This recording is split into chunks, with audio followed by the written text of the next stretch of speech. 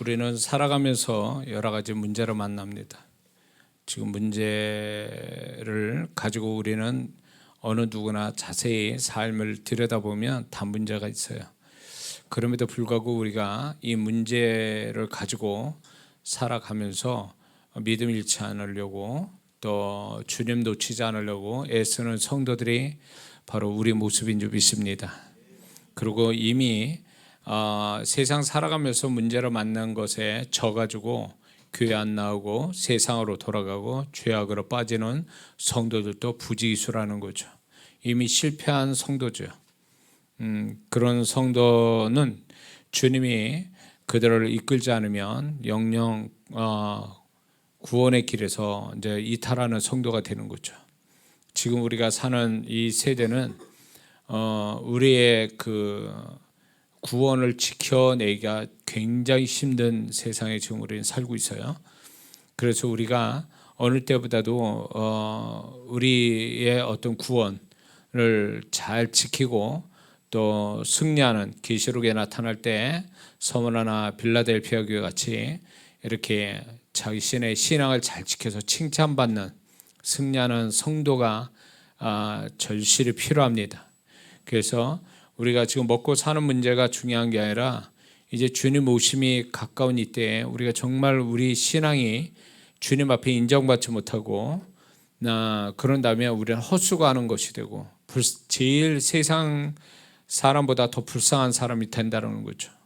그렇지 않기 위해서 우리는 열심히 어떻게든지 주님을 가까이 하고 주님의 도우심을 받고 사는, 또 주님과 소통하고 사는 그런 성도로 살아야 될 줄 믿습니다. 우리 삶에 문제가 많기 때문에 주님께서 우리를 도우시려고 가까이 계시는 거예요. 믿습니까? 그럼에도 불구하고 믿는 자들이 주님에 대한 절대적 믿음을 갖지 못해서 교회는 다니지만 주님을 신뢰하는 그런 어떤 주님을 찾고자 하는, 주님을 간절히 찾는 혈류증 여인 같은 이런 간절함을 가지고 신앙생활하는 사람은 그리 많지 않다고 봅니다. 목사의 눈으로 볼 때. 그럼 어떻게 하냐? 교회는 교회에 다니는 거고 자신의 삶의 문제는 자신의 방법으로 해결하려고 애를 쓰는 거죠. 주님으로 해결을 본다라는 이 단순한 신앙을 가진 사람이 제가 목사의 눈으로 볼 때 그리 많지 않아요. 그러다 보니까 문제는 있죠. 교회는 다녀야죠. 그러니까 이중적인 어떤 짐을 가지고 사는 성도들이 많다라는 거죠. 안타까운 것은 주님을 만날 수 있는 어떤 교회 현장이라는 또 영적 행위를 갖고 있는 예배나 기도나 찬양이나 이런 어떤 영적 행위를 가졌음에도 불구하고 그분을 만나지 못하고 그분의 손길을 경험하지 못한 채 이렇게 교회 생활하는 성도들이 너무 많다는 거죠. 제일 불쌍한 성도죠. 세상 사람이 우리를 불쌍하게 볼 때가 주님을 경험하지도 못하고 자신감이 없어요. 세상 사람처럼 살지도 못하고 또 주님과 같이 사는 더 담대하고 소신 있고 영적 정체성을 가지고 사는 성도로 사는 것도 아니고 얼치게 가운데서 이것도 아니고 저것도 아닌 이 성도가 제일 불쌍한 성도예요. 세상 사람도 불쌍하게 본다는 거예요. 이런 성도는요. 그러니까 이렇게 되지 않으려면 불쌍하게 봐지는 게 아니라 세상 사람들이 우리를 불쌍하게 보는 게 아니라 부러워하는 존재로 살아가야 될 줄 믿습니다. 세상 사람 볼 때 우리가 정말로 영적 정체성을 가지고 하나님께 함께 사는 아브라함처럼 하나님께 사는 것이 믿지 않는 자들에게도 눈에 보일 정도로 고백이 나올 정도로 그런 삶을 살아내는 것, 이게 진정으로 믿는 자의 오늘 우리가 문제를 가졌다 할지라도 그 문제 때문에 주님을 경험하고 또 세상 사람이 이 문제 속에 함께 하시는, 믿는 자에게 함께 하신 그분을 보여줄 수 있고 간증할 수 있는, 자랑할 수 있는 이 성도로 사는 게 마땅하다 이겁니다. 믿습니까? 이렇게 살아야 됨에도 불구하고 우리는 이렇게 정말 몸부림치며 살려고 해야 되는데 이미 그 마음에서 포기된 성도들이 있어요. 마음에서 포기가 돼가지고 그냥 몸만 왔다 갔다 하는 이런 성도들이 얼마나 많은지 몰라요. 저는 그 목회를 지금까지 하면서 또 부흥사역을, 교회 밖에서 부흥사역을 20년 동안 하면서도 뭐 별별 성도들을 다 만났죠. 개인적으로 설교만 한 게 아니라 개인적으로 다 듣고 기도해주고, 이게 20년 넘은 거예요. 부흥사역 하는데 자그마치 15만 명에서 한 20만 명을 제가 공식적으로 비공식적으로 개인적으로 듣고 기도해 준 게 그 정도 되거든요. 그 성도분들을. 근데 그 성도분들이 그런 어떤 정말 주님을 간절히 찾기 원하고, 간절히 정말로 주님을 만나고 원하고 주님의 손길을 경험하려고 하는 성도들이 사실 그리 많지 않다라는 거예요. 제가 해보면, 기도를 해보면. 그러니까 성도분들이 주님의 존재로 해서 주님을 절대 신뢰하는 이 믿음이 더욱 충만해져 가는 신앙생활이 아니라 그냥 형식이 된 신앙이 너무 많다는 거죠. 형식이 되는 신앙. 그냥 흉내만 내는 신앙. 해봤어. 그런데 안 돼. 이런 식의, 그래서 마음에서 포기되는 성도들, 이런 성도들 많다는 거죠. 이제 주님은 제가 실제적 경험한 건 뭐냐면, 주님은 나한테 붙여졌다, 나한테 오는 성도라면 이 성도가 자발적으로 자기가 내게서 떠나가지 않는 한, 계속 내 앞에 눈에 보이는 한 이 성도는 반드시 하나님께서 나를 통해서 역사하신다. 이게 제 믿음이거든요. 그래가지고 한때는 제가 이제 저와 함께 있었던 성도분들이 성실하게 신앙생활에서, 이거는 이제 거의 통계 확률로서 제가 말씀드리는 거예요. 2년 안에 제 앞에 나타난 성도들의 문제가 해결되지 않는 성도들이 없었다라는 거예요. 다 2년 안에 해결이 다 봤다는 얘기예요. 근데 이거는 제 자랑이 아니고 주님이 그렇게 해주셨다는 거예요. 저는 다만 그 영혼들을 불쌍히 여기고 끝까지 마음에서 포기되지 않고, 그 마음에서 이 성도들을 포기하지 않는, 체념하지 않는 상태에서 그냥 그 성도들을 어떻게든지 주님 만나게 해서 축복하려는 그 마음만 가지고 성도들을 대하거든요. 그런데 정말 그 주님이 제가 그 마음을 갖기를 원하시고, 그 마음을 가지고 사역할 때 뭐 손을 얹든 말로 하든 뭐로 하든 2년 안에 그 성도님들이 다 문제가 해결되더라, 그 얘기예요. 왜 이 얘기 하냐면, 많은 성도분들이 이제 이렇게 또 기도할 때도 어떤 성도분들은 한 번의 기도를 통해서 기도대로 역사하는 성도가 있어요. 그러나 한 번으로 안 되는 성도들이 있거든요. 그러면 제가 초반에 집회에 다닐 때는 당황이 되는 거예요. 왜 한 번의 역사 안 일어날까? 이런 거에 당황이 되고, 저도 막 당황이 되고 그랬는데, 주님이 저한테 가르쳐 주시는 것도 그거예요. 될 때까지 하는, 소망 가지고 될 때까지 하는 게 믿음이지, 한 번에 안 된다 그래서 포기하는, 그거는 믿음이 아니라는 거죠. 내가 주님도 아닌데 내가 능력 가지고, 내가 소유된 능력 가지고 하는 게 아니잖아요. 저는 그냥 주님의 통로자가 돼서 그분이 역사하면 그냥 순식간에 역사도 되지만, 그분의 뜻에 의해서 한 번이 안 된다면 10번이고 100번이라고 해야 이게 내가 그분의 종된 자로서의 성실함이고, 그것이 주님을 신뢰하는 그 믿음으로서 주님이 역사하고, 받는 사람도 그런 마음 가지고 받아야지, 저 목사 기도했는데 한 번 가지고 안 되네, 뭐 여기가 아닌가 보다, 저쪽으로 가야 되겠다, 이 산이 아닌가 비요, 저 산인가 보다, 이러고 가는 사람처럼, 여기 아닌가 보다, 펼쪽 메뚜기같이 뛰어가지고 저쪽 가고, 저쪽 사람들부터 다른 쪽으로 가고, 이런 식으로 신앙생활하는 건 믿음이 아니다, 이거예요. 무다 점쟁이 찾아가는, 용한 점쟁이 찾으러 다니는 그런 사람에 불과하지 않다, 그런 사람들은. 그러니까 교회 안에서도 이렇게 점쟁이 찾아가듯 그런 신앙을 갖는 성도들이 있어요. 그래가지고 자기는 기도도 안 하고 주님이 바라시는 준비된 심령도 아닌 상태에서 그냥 어디 가서 요령껏 한번 기도받거나 요런 것 한번 어떻게 참여해가지고 뭐가 될 걸로만 생각하고 이리 뛰고 저리 뛰는 소위 저는 그렇게 표현해요. 꾼들이다 이건. 아직 그 꾼들이 있어요. 꾼들이 있으면 그 성도들은요 기도 딱 하잖아요. 안수하잖아요. 먹통에 아무것도 안 들리고 안 보여요. 느낌도 없어요. 소위 말하면 영적인 날라리예요. 이런 사람은. 그러니까 역사가 안 일어나요. 이런 성도들은. 근데 자기는 이제 생각하기에 이제 여기서 이제 안 되면 저쪽으로 가야지 벌써 계획이 짜 있어요. 이런 성도가 있어요. 그러면 그런 성도는 백날 가봐도 안 돼요. 이 사람은. 그러면 이 사람은 뭘로 위로받는 줄 아세요? 나 여기 가봤어. 그분이 그 사역자가 이렇더라 저렇더라. 그 현장과 함께 이렇더라. 경험만 잔뜩 얘기할 뿐이지 역사는 없는 성도예요. 이게 뭐 하는 거냐고 이게. 응? 그러니까 이런 성도가 있다는 거예요.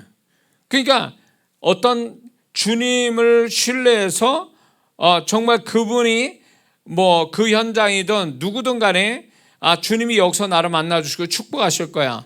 이런 단순한 믿음 가지고 받는 사람이라면 그 믿음이 유지되는 한 그 사람은 횟수에 상관없이 그 믿음이 유지되면 언젠가 역사를 하신다 그 얘기예요. 근데 이런 믿음이 아닌 거예요. 우리는 한 방을 좋아하거든요. 한 번에 끝내는 거. 그러니까 이런 성도들이 고정관념을 성령이 역사하지 못하게 하는 우리의 문제 중에 하나가 뭔지 아세요? 본인의 고정관념으로서 대한다라는 거예요.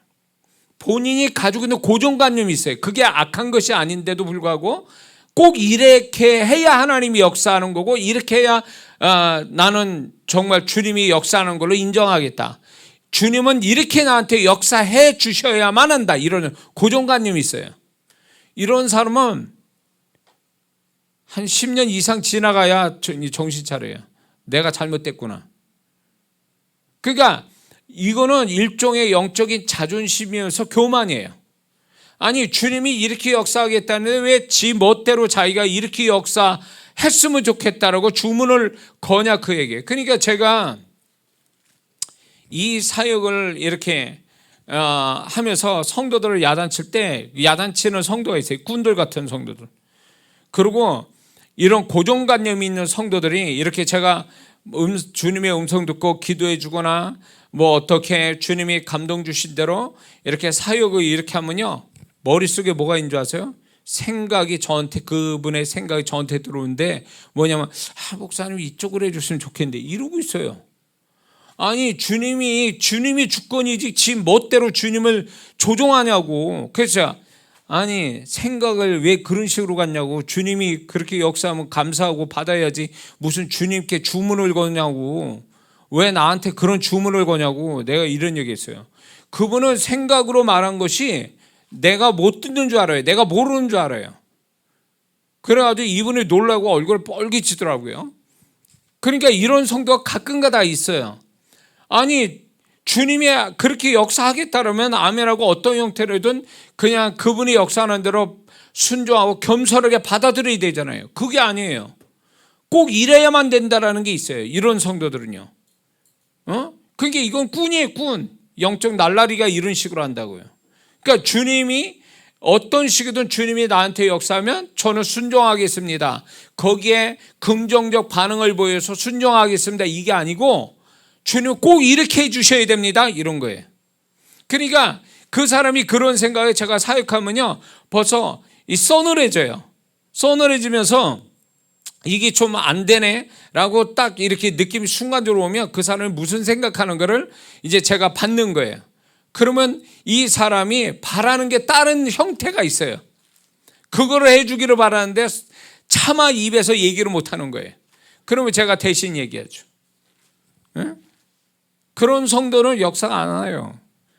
그러니까 이게 주님 앞에서 교만이에요. 주님 앞에까지 주님이 저를 대신해서 제가 지금 사역하는 거잖아요. 제가 이장 목사가 주님이 아니잖아요. 전 주님의 대행자로서 하고 있다면 그분은 그냥 하는 대로 따라와야 이게 순종이고 거기서 역사하는데 자기 식구를 가지고 막 주문을 걸듯이 그렇게 하니까 주님이 굉장히 불쾌하게 여기는 거예요.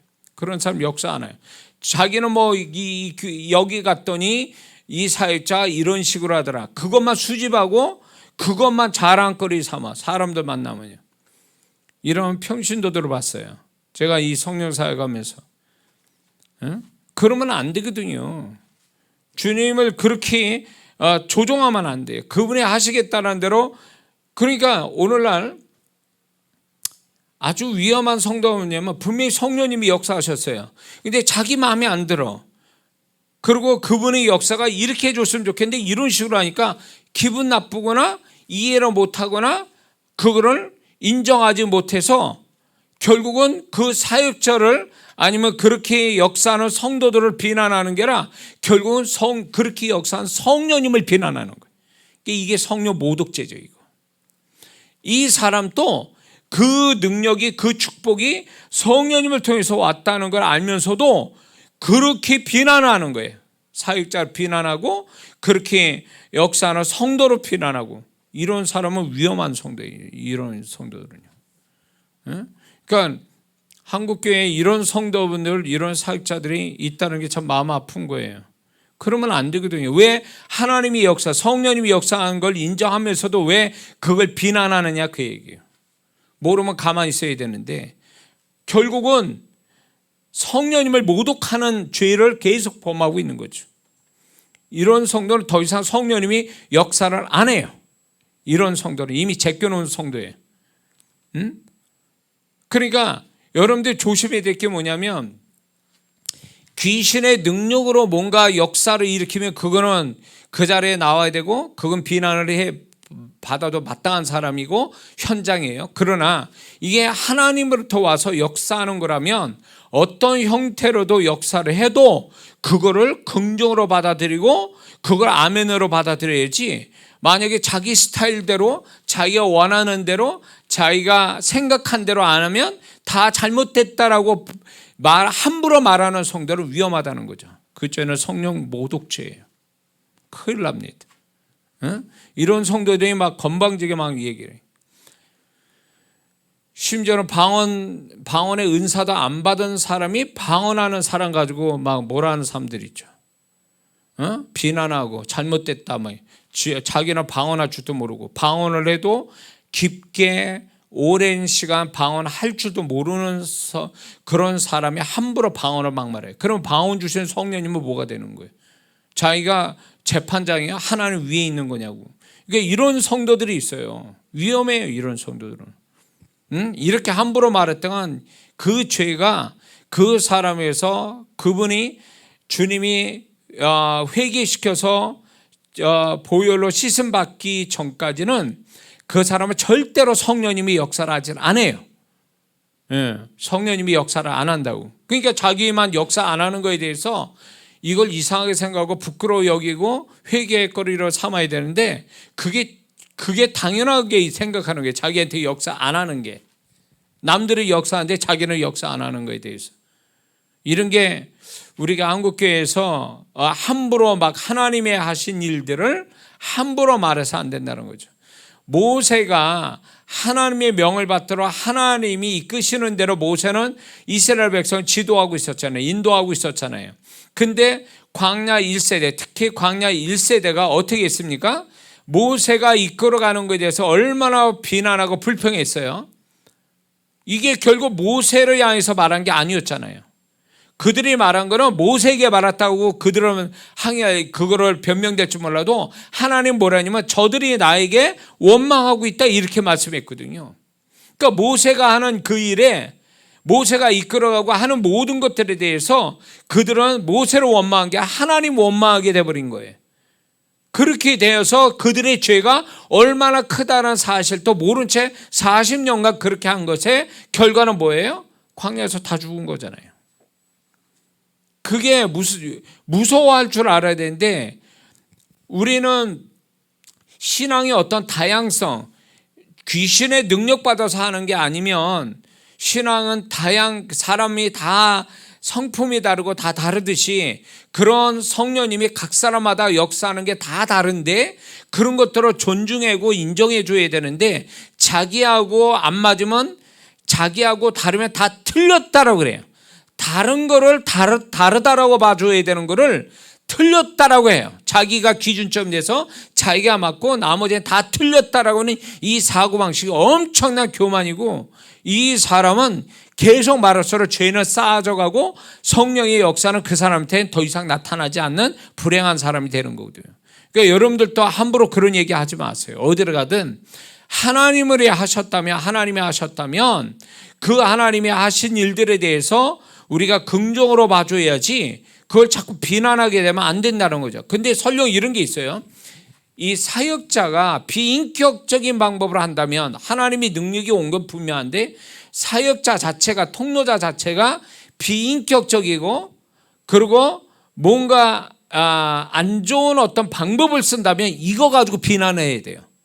사역자의 이런 방법에 있거나 비인격적인 태도는 비난받아 마땅해요. 그러나 하나님을 도운 역사는 비난하면 안 되는 거예요.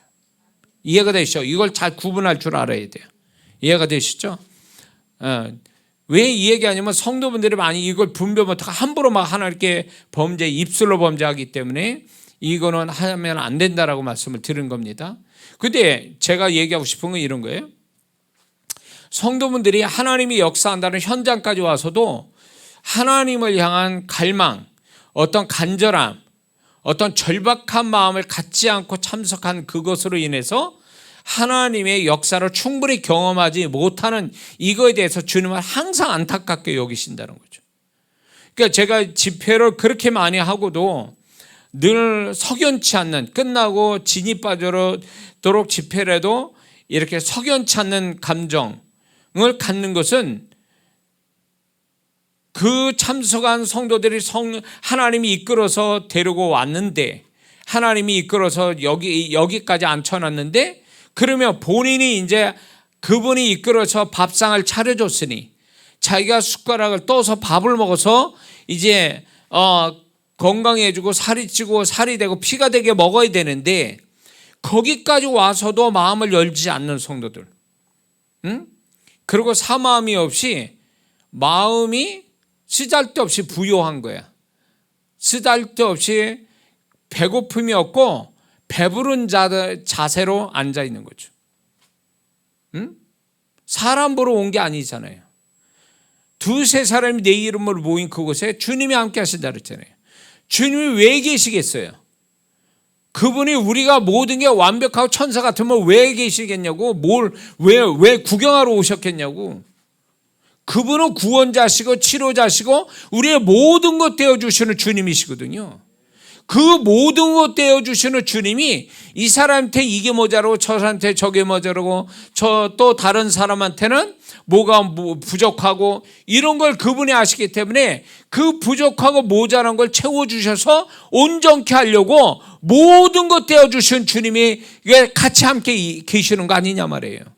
근데 왜 그런 주님을 사모하고 간절한 마음으로, 절박한 마음으로 그분을 붙잡는 태도가 중요한데, 그런 마음을 갖지 않으니까 그분이 역사를 할 수가 없는 거예요. 그 간절함과 절박하고 갈망을 갖는 그 마음이 그분을 존중하는 우리의 마음의 태도거든요. 믿습니까? 그 마음을 가지고 늘 있어야 되는데, 뭐 하시면 좋고 안 하셔도 어쩔 수 없고, 이거는 불신앙이고 그분을 불쾌하게 만드는 태도예요. 그러면 오지나 말지. 왜 그런 현장 와서 그런 태도를 보이냐고요. 응? 주님이 이걸 굉장히 기분 나빠하시는 거예요. 그러니까 주님에 대한 기대감이 없는 성도, 이 성도는 얻을 것도 없지만 주님의 불쾌감만 더 주는 성도예요. 응?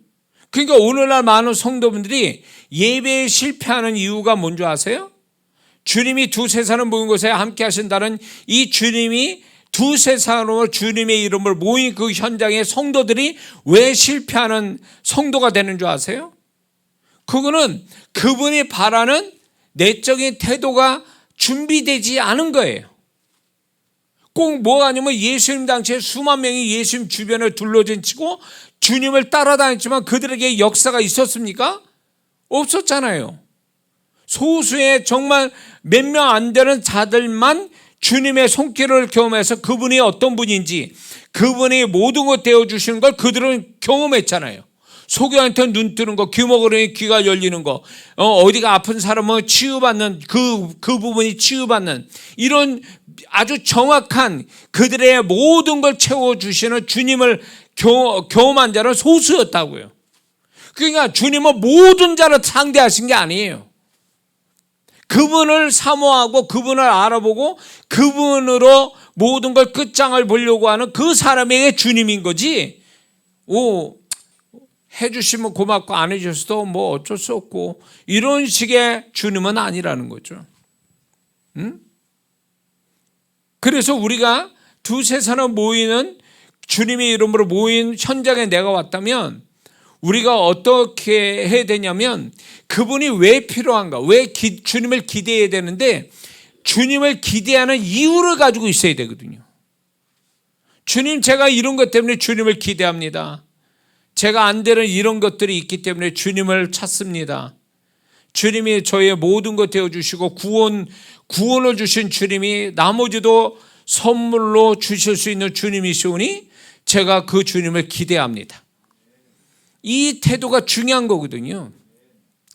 이 태도가 주님을 존중하는 거거든요. 근데 아무런 모두 없어. 소위 말해서 뭔가 이렇게 주님을 찾을 수밖에 없고 간절할 수밖에 없는 자기만의 어떤 절절한 이유를 가지고 있어야 되는데, 그 이유가 없는 거예요. 이유가 늘상 참석하고 늘상 있는 일이니까 그냥 몸만 와서 이렇게 앉아 있는 거죠. 제가 이제 영어를 할 줄 모르지만 벤치 워머라는 단어가 있어요. 영어 아시는 분들 알 거예요. 의자만 따뜻하게 하고 가는 사람, 벤치 워머. 이런 성도가 되면 곤란한 거예요. 와가지고 주님 경험하면 좋고 정말 의자만 따뜻하게 하고 가는 성도면 얼마나 불쌍하고 허무한 거야 이게 도대체. 응? 그 왜 그럴까? 주님을 찾고자 하는 이유가 없는 거예요. 그냥 습관적으로 와서 앉아 있는 거죠. 안 오면 또 안 가면 허전하고 손해보는 것 같으니까 또 왔으나 그냥 어떻게 하나 구경꾼처럼 왔다가 간다면 이 사람한테는 주님이 건너가는 사람이에요. 예수님 당시에 구경꾼에 지나지 않아요. 왜 그렇게 손해보는 짓을 하죠? 우리가 다음을 기약할 수 있어요? 다음을 기약할 수 있냐고. 오늘 밤 편히 자서 내일 아침에 눈 뜬다는 보장 있어요? 우리 마음대로 되는 거요? 자다가 죽는 사람이 뭐 한두 사람이겠냐고. 우리는 내일을 보장 못 받아요. 그렇기 때문에 나는 항상 있을 거다. 지금까지 있어 왔으니 앞으로도 있을 거다. 지금까지 예배드리고 기도하고 내가 주님께 이렇게 기도하고 예배드리는 그런 교회에 나오는 것이 늘 있어 왔으니까 앞으로도 그렇게 있을 거다 하니까 이런 시간들을 한 번 한 번의 시간을 소홀히 여겨서 아무 마음 없이 몸뚱이만 딱 앉아있다? 벤치 워머죠. 응? 이게 주님을 우리가 예배드리고 기도하고 찬양하는 그 자체가 그분 앞에 서 있는 거고 그분을 만나는 매개체거든요. 그런 속에서 그렇게 주님을 만날 수 있는 현장, 그런 행위가 있다면 주님을 만날 만한 이유로 내가 가져야 되는 거 아니에요. 아마 비유로 들면 이렇게 얘기할 수 있어요. 어떤 사람이 옛날에 이게 생각난다. 옛날에 어렸을 때 재미있는 놀이가 하나 있었죠. 집집마다 초인종이 있었어요. 그래서 학생 때 남의 집 초인종 누르고 도망 다니는 거. 걸렸다면 뒤지게 맞는데 그거 안 걸리려고 친구들하고 장난질 하냐고 남의 집 배를 누르고 막 도망 다니는 그런 장난도 많이 했거든요. 근데 만약에 내가 누구 집을 배를 눌렀어요. 그럼 주인이 나올 거잖아요. 왜 오셨냐고, 누구시냐고. 만약에 그렇게 물었을 때 아니요, 그냥 한번 눌렀어요. 뭐 이런 식으로 말했다면 이거 미친 사람 아니에요? 이유가 없어. 눌러서 남이지 좋은 쪽을 눌렀으면 왜 왔는지를 얘기를 해야 될 거 아니에요. 이유가 있어야 되는 거잖아요. 근데 이유 없이 그냥 한번 있어서 눌러봤어요. 이런 식이 되면 이게 그 주인 입장에서 미쳤나? 이게 미친놈 아니야 이거? 그 신고할 거 아니에요.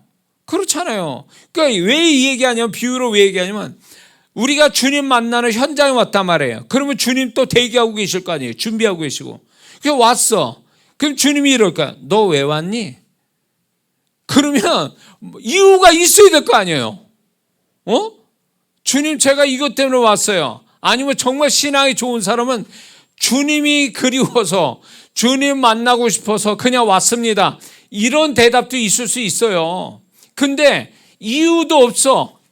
뭔가 그분을 만나면 절박한 이유도 없이 그냥 왔어요. 그냥 이렇게 말한다면, 이렇게 싱거운 사람은 어디 있고 이런 사람을 과연 주인이 만나 줄 수 있느냐 그 얘기예요. 그러니까 저는 여러분의 주님의 통로자로서 여기 서 있는데, 여러분들은 여기에 오는 이유들이 있을 건데, 그 이유가 주님이 보실 때 저런 마음 가지고 저런 이유를 가지고 왔구나. 그럴 때 주님께서 그런 마음을, 그런 이유를 놓치지 않고 분명히 답을 주신다는 거죠. 그리고 분명히 축복하신다는 거죠. 왜? 그분을 찾으러 온 자를 그분은 외면하지 아니하셨거든요. 복음서에 보면 그분을 찾으러 그냥 또 속옷 이 겉옷을 버리고 속옷 가지고 그냥 부끄러운 줄 모르고 눈에 보이는 거 없으니까 막 주님 앞에 달려왔다는 거 아니에요. 소경도.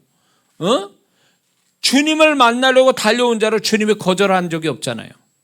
그처럼 우리가 주님 만나려고 여기까지 왔으면 주님이 보실 때 쟤는 만나줘야 되겠구나 라고 할 만큼의 우리가 그 충분한 이유를, 어떤 그런 이유를 분명히 갖고 있는 게 그분을 만날 수 있는 준비된 자세가 아니냐 그 얘기예요. 믿습니까? 근데 오늘날 안타까운 성도분들이 그런 마음이 아닌 거예요. 사람 구경하거나 아니면 현장을 구경하거나 이런 어떤 것만 보고 진짜 주님을 만나서 주님으로부터 뭔가 해답을 얻고 그분의 손길을 경험하려고 하는 영적인 어떤 그 바람, 이걸 가지고 간절함 가지고 주님을 만나려는 이 영적인 이유를 가지고 찾아오는 사람이 그리 많지 않다는 게 문제인 거죠. 우리가 이런 태도로 가지면 안 됩니다. 이게 습관이 되고 타성이 젖어가지고 매너리즘에 빠져가지고 아무 생각 없어. 그냥 때 됐으니까 왔을 뿐이고, 이런 마음이라면 이 성도는 10년, 20년 신앙생활하도 하나 달라지는 게 없고 하나 주님이 주시는 정말로 그분의 손길을 풍성하게 경험하게 글러먹었다는 거죠. 얼마나 많은 그 예수님 당시에 얼마나 많은 사람들이 주님을 따라다녔습니까? 따라다녔음에도 불구하고 그들이 매일 따라다녔을 거잖아요. 매일. 그들의 할 일이 없으니까 매일 주님이 뭘 하나, 예수님이라는 저 사람이 뭘 하나 이렇게 구경하러 다녔을 거 아니에요. 그래도 그들에게는 그렇게 매일 얼마 동안 따라다닐지 몰라도 공생에 3년 동안 따라다닌 사람이 늘 있어 왔던 거죠. 그래도 그들에게는 역사가 없어요. 주님의 관심도 아니에요. 관심 대상도 아니라는 거예요.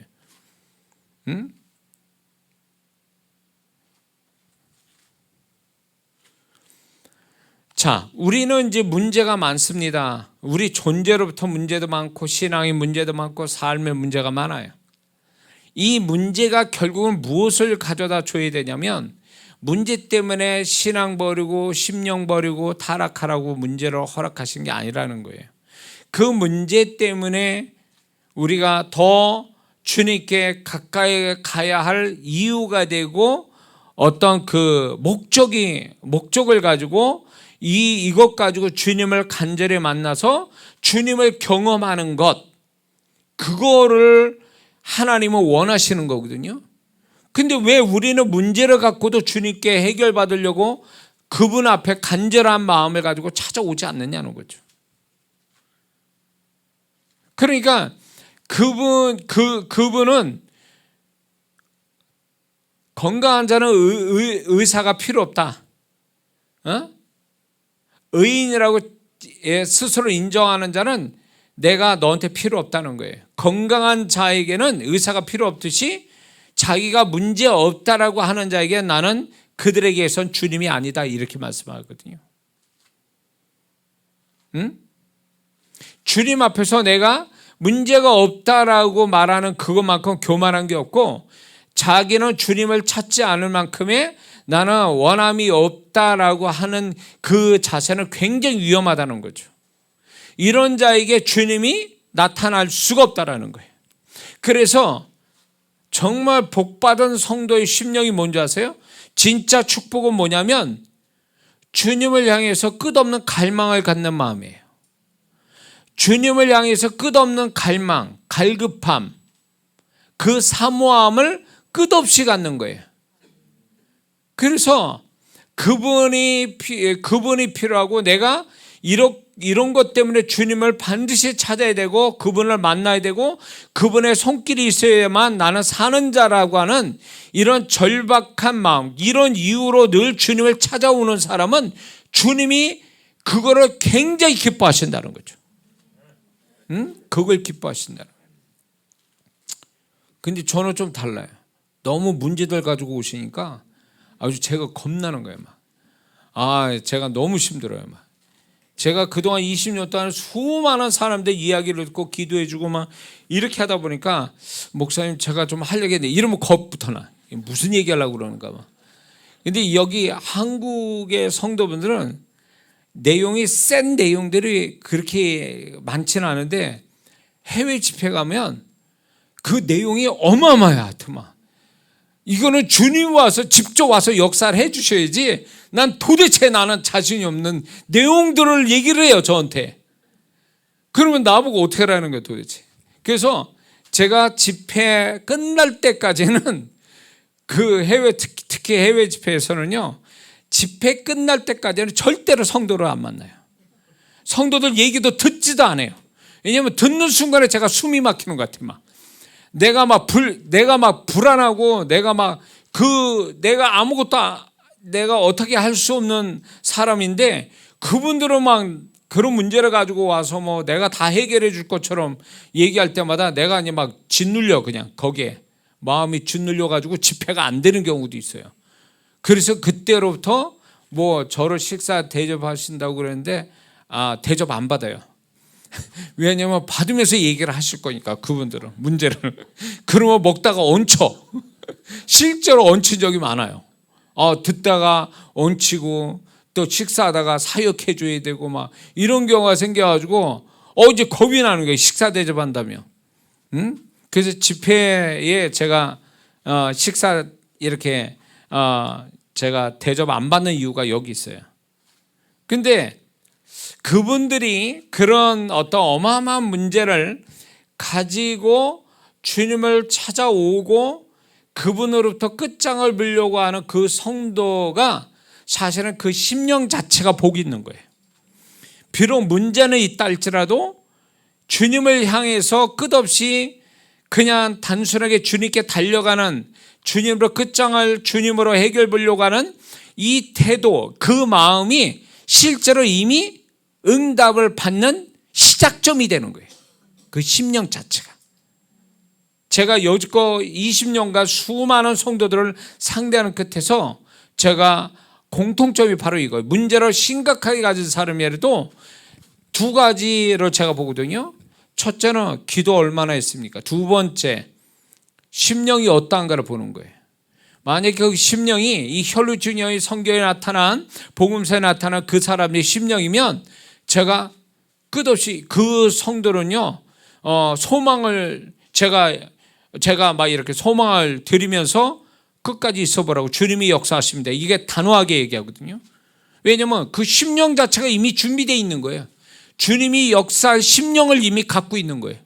그러니까 이 우리의 믿는 제가 경험한 성도들의 모습을 통해서 문제를 심각하게 가져왔다 극적으로 해결받는 그 성도들의 공통점은 문제는 다양해도 풀어가는 시작점은 뭐냐면 주님을 향해서 간절한 마음, 뒤로 가지 않고 포기하지 않는 간절한 주님을 향한 간절한 마음. 두 번째, 기도를 쉬지 않는 마음.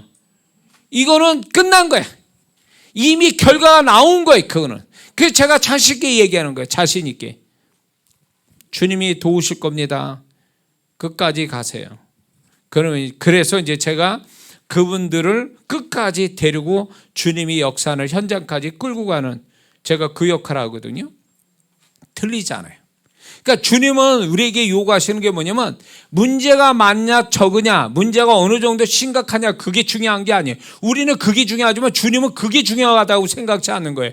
그분은 네가 어떤 마음을 가지고 있느냐는 거예요. 네가 이 문제에 대해서 어떤 마음을 갖고 있고 이 문제에 대해서 나를 어떻게 생각하느냐는 거예요. 여기서 끝난 거예요. 여기서부터. 그러니까 어떤 성도분들은 자포자기로 와서 이렇게 집회에 참석하는 분들이 있어요. 그런 마음을 가진 성도는 이미 안 돼요. 해결이 안 되고 아무리 얘기해도 이 사람은 역사가 안 와요. 그러니까 이런 성도는 정말 저하고 오래 있게 된다면 제가 이분들한테 무슨 얘기했냐면 그런 마음 가지고는 안 됩니다. 주님 역사 못합니다. 심령을 바꿔야 돼요. 주님은 우리의 마음을 보시고 역사할지 말지를 결정하는데 심령에서 이미 포기하고 체념하고 이제 주님에 대한 기대감도 없고 그런 데서 무슨 역사하냐. 왜 여기 왔습니까? 왜 여기? 뭘 보자고, 뭘 보려고 여기 왔냐? 제가 이제 막 그냥 몰아치거든요. 그분은 위로받을 줄 알았지만 야단 맞는 거죠. 계속 야단 맞아야 사는 거예요. 그게 사실은. 그러니까 이미 마음에서 이미 다 포기가 되고 이미 끝냈는데 나는 더 이상 안 돼. 이런데 무슨 그분이 주님이 그런 사람한테 역사를 합니까? 그러니까 이런 성도가 왔더라도 주님은 이제 제가 역할하는 게 결국 뭐냐면 이 성도를 불을 붙이는 거예요. 다 죄만 남은 심령 속에 다시 불을 붙이는 거죠. 제가.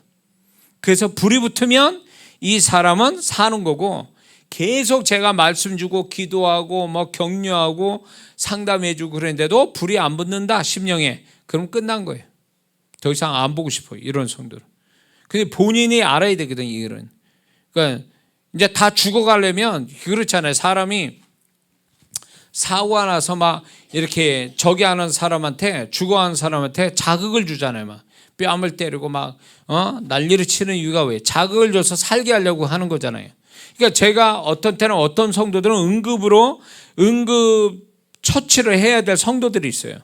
문제가 너무 커가지고 자기가 스스로 안 된다는 거죠. 감당이 안 되니까 해봐도 안 되니까 이제 포기하려고 하는 그 성도가 있거든요. 그런 성도들이 저한테 와요.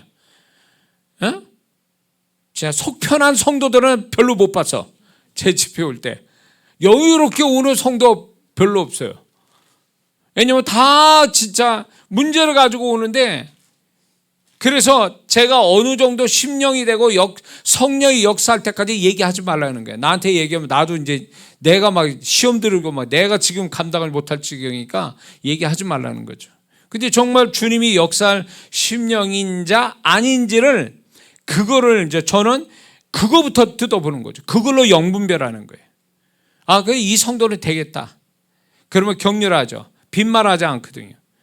그리고 만약에 심령이 죄만 남았다. 근데 이 성도는 하나님이 살리라고 보내주셨다 그러면 야단치든 뭐라든 막 작업을 하는 거죠. 불이 다시 심령 안에 하나님의 역사를 심령 같도록 만들어 주는 거죠. 틀림없어요. 그러니까 뭘 했느냐가 중요한 거예요. 뭐 봉사하고 뭐 열심히 예배나오고 기도 이게 중요한 게 아니라 몸으로 움직이는 그 행위가 중요한 게 아니라 심령이 그렇게 돼 있느냐는 거예요. 그 심령 자체가. 응? 마가복음 2장의 중풍병자를 네 친구에서 네 사람이 해서 주님 앞에 달아내릴 때 주님이 뭘 보셨어요? 그들의 믿음을 보셨다 그랬어요. 믿음이 어디 있었는데 그들의 심령이 있었잖아요. 심령에 있는 그들의 믿음을 보시고 중풍병자 죄사함 주시고 치유를 하신 거잖아요. 뜯어내려는 행위를 본 게 아니에요. 그들의 믿음을 보고 마음속에 있는 그분을 향한 절대적 간절한 믿음 보시고 그분이 두 가지 축복 주신 거잖아요. 왜 솔로몬 행각에 있는 중풍병자 38년 된 병자를 왜 주님이 그 사람만 치유하셨을까요? 주님이 왜 그 사람한테 가서 그 38년 된 병자를 치유하셨을까요? 그 마음속에 이미 살려고 하는 포기 실패한 거를 실패한 데서 포기하지 않고 38년 된 병이 있어도 살려고 하는 의지, 살려는 소망, 그리고 의사가 아니라 하나님의 능력으로 살려고 하는 그 믿음, 소망이 있으니까 주님이 역사하신 거 아니냐 말이에요. 그러니까 가만히 보면 결국은 그거예요. 소경도 달려와서 내가 너 뭐 해주기 원하냐? 주님이 소경한테 물었거든요. 내가 뭐 해주기 원하냐? 우리 다 아는 거잖아요. 그 말씀은. 왜 물어봐요? 이미 다 아시면서. 아시는데 이 사람들이 마음에서 마음이 있는 얘기를 하는 걸 듣기 원하는 거죠. 마지막으로. 우리가 눈뜨기 원하는 아이들. 주님께서 그 말보다도 말이 나오게 한 그의 심령을 이미 주님이 아셔서 축복을 준비하고 계신 거예요. 마지막으로 그 사람의 마음에 있는 말을 듣고 마지막 역사를 하신 거죠. 그거 가지고. 그러니까 그분은요, 우리 마음을 보시고 역사하기를 원하시거든요. 그래서 마음이 준비가 안 된 사람은 주님이 역사할 준비가 아직 안 된 사람이에요. 그분은 이미 100% 준비되셨는데 내가 그분의 역사를 경험할 만한 마음의 준비가 안 돼 있는 사람, 이 사람은 억울한 거죠. 이건 어쩔 수가 없어요. 그 몸뚱이만 와서 벤치워머처럼 의자만 따뜻하게 하는 사람이 역사가 안 온다니까. 이런 성도는요, 얼마나 억울한 일이냐고. 나 예배 드렸어, 기도했어, 찬양했어, 나 그곳에 갔다 왔어, 재밌더만, 그 말씀 들을만해. 그걸로 끝이요. 무슨, 그러니까 수준이 그 수준이에요. 무슨 구경하러 왔고 관람하러 온 성도들 없어요. 이런 성도는 주님 만날 어떤 준비됨이 없는 사람이니까 건너가는 거예요. 이런 사람은 다 구경꾼이에요. 이건 예수님 당시에 얼마나 억울한, 같은 현장에 와서 주님 만난다는데, 주님이 와 계신다는데 그런 태도니 주님이 무슨 역사를 해요? 예배 한 번에, 기도 한 번에, 찬양 한 번에 뒤집어진 사람들 얼마나 많습니까? 그런 사람 부지기수예요. 왜 그럴까요? 홈페이지에 나타난 그 간증하는 그분들이 어떻게 그런 역사가 왔을까요? 공통점을 보세요. 그 간증에 쭉 한번 보세요. 공통점이 뭔가? 절박함이에요. 그분이 아니면 안 됩니다. 주님 아니면 저는 이제 어디 가서 어떻게 해결할 방법이 없습니다. 주님이 저의 마지막 방법이고 주님이 저의 모든 것 되어주신 주님이시기 때문에 주님이 나타나셔야 됩니다. 저는 주님 붙잡습니다. 이런 자가 기적을 보는 거잖아요.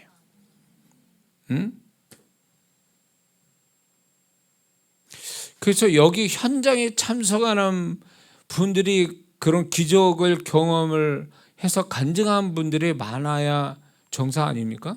현장까지 왔으니까. 오고 싶어도 못 와서 영상으로 참여한 분들 있잖아요. 그분들은. 근데 그분이 역사가 더 많다면 이거 문제가 있는 거예요. 사실은. 그분들은 오고 싶어도 못 오는 장소를 여러분이 이미 와서 앉아있다면 여러분들 훨씬 더 특혜를 받고 있는 거죠. 하나님 앞에 더 축복받을, 더 가까이 있는 분이에요. 그렇죠? 몸은 가까이인데 마음은 그렇습니까? 마음도 그렇습니까? 주님께 더 가까이 있습니까? 그러면 주님의 축복을 받을 자격이 된 줄 믿습니다. 그러니까 영상으로 참여하는 성도들이 아무리 미국에 이렇게 저렇게 진짜 각 나라마다 한인들이 제 이제 설교를 이제 듣는데 그분들이 밤이고 낮이고 이제 다 틀릴 거잖아요. 시차 때문에. 그래도 그분들이 너무 간절하니까 영의 세계는요, 거리감이라는 게 없거든요. 지금 같은 시간에 하나님께 드린다면 그분들도 같이 있는 거예요. 여기에, 이 현장에, 영의 세계에서는요. 그러니까 그분들의 그 간절함이 결국은 하나님의 마음껏 역사하시는 통로 역할을 해준 거예요. 이게 중요한 거예요. 이게 나는 여기 올 수 있는 데니까 올 수 있으니까 뭐 이런 마음, 이 마음, 그러니까 나는 올 수 있어. 이런 사람하고 가고 싶은데 못 와서 못 가서 마음이 안타까워 이러면서 이 시간 참여한 사람하고 과연 누가 복 받은 사람이냐는 거예요. 누가 정말 진짜 주님의 축복받을 자격 되느냐 그 얘기. 그러니까 편하다는 게 좋은 게 아니라니까요. 그래서 신앙을 약간 불편하게 이렇게 하는 것이 그게 은혜고 축복을 경험할 수 있는 계기가 된다는 거죠. 우리 여기 대구에서 오신 조원사님, 집사님이 안수 집사님 부부가 있는데 한동안 우리 그 김천에서 오셨던 두 분도 있고, 멀리서도 이렇게 오시거든요. 그 오실 때 얼마나 간절하시겠어요. 얼마나 많은 시간을 들여가지고 여기 왔겠냐고. 그러니까 그게 뭐 이장호 목사 잘나서 이장호 목사 보러 왔겠습니까? 그게 주님을 향한 간절함이잖아요. 그 간절함이 긴 시간을 차를 몰고 긴 시간 4-5시간 이렇게 해가지고 오는 분 그 심령과 그냥 잠깐 버스 타고 차 타고 한 30분 거리 되는 데서 아니면 걸어서 오는 사람과 심령이 같겠냐고요. 제가 이제 미국에서 집회를 할 때 제가 서부에서 집회를 하니까 동부에 사는 분이 비행기를 타고 날라와가지고 모텔 잡고 그리고 렌트를 해가지고 렌터카를 해가지고 집회를 3박 4일 참석하고 오기 전에 이미 직장과 일터에는 휴가를 맞고 비행기 타고 와가지고 모텔 잡고 렌터카에서 집회 참석하고 다시 그렇게 가요. 동부에서 하면 또 서부에서 날아오고 이런 식이에요. 한 번은 이제 제가 이제 플로리다인가 거기서 하니까 저 위에 시카고에 있는 성도분들이 8시간을 차로 몰고 왔대요. 그리고 와서 집회를 참석하고 다 이제 직장 다니는데 다 휴가 맞고 8시간 차 해가지고 한 차에 사람들 타가지고 와가지고 집회 참석하고 또 신나게 또 올라가고 이런 분들인데 정말 하나님이 그분들을 만나주시고 기적을 경험시켜 주시는데 정말 놀랐어요. 저도 예상치 못한 일들이 막 벌어지는 거예요. 제게서 주님의 말씀하는 게 있고 그분의 손길이 얼마나 강렬한지 제가 더 놀랄 지경인 거죠. 제가 능력이 있는 게 아니잖아요. 주님은 그 성도에 따라 반응이 나타나시는 거거든요. 그 성도가 어떻게 하냐에 따라 죄가 떨림판이 되는 거예요. 그분의 떨림판이 돼서 성도가 정말 간절하면 주님이 저를 통해서 생각지 않은 역사를 막 일으키시거든요. 그래서 주님은 결국 주님을 향한 누가 뭐 알아주길 바라지 않고 주님을 향해서 이렇게 간절하게 막 시간과 돈과 상관없이 그냥 주님께 막 달려오는 이 성도를 너무 좋아하시는구나. 너무 기뻐하시는구나. 그래서 그 성도들을 위로하고 그 성도들을 알아주시기 위해서 어떻게 하는 줄 아세요? 그분들 차에서 오는 얘기를 제가 얘기하고 있는 거예요. 차에서 서로 얘기한 얘기를 제가 얘기하고 있어요. 막 놀래는 거예요. 그분들의 어떤 집안의 문제라든가 아니면 집안의 어떤 물건이라든가 이런 거를 주님께서 저에게 보여주고 들려준 대로 얘기를 하거든요. 너무 놀라는 거예요. 저도 놀라는 거예요. 제가 뭐 그렇게 은사 측면에서 이렇게 하는 게 아니라 주님이 보여주고 들려주고 알게 하시니까 그냥 하는 거예요. 근데 공통점이 있어요. 그거는요 아무나 그렇게 해주는 게 아니에요. 정말 주님하고 주님이 보실 때 감동받을 만하고 기뻐하실 만하고 얘는 그냥 지나가면 안 되겠다. 내가 너를 알아. 내가 이전부터 여기 오기 전부터 내가 알고 있었어. 그런 거를 저를 통해서 얘기할 때 막 감격해서 울고 막 그러면 이런 성도들은 기도해주고 막 이러면 손을 얹고 그러면 역사가 막 일어나요.